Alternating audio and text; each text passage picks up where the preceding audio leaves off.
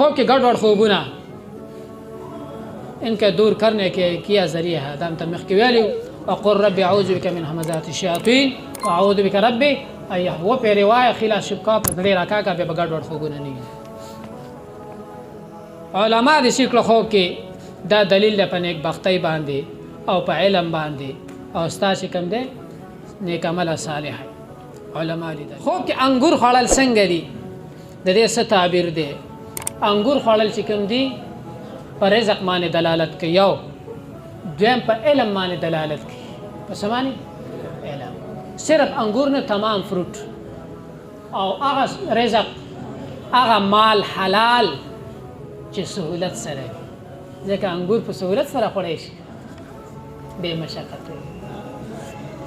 او کم فروټ چې چلکپ سی وي لکه کیله شوله تکلیف سره سپینیږي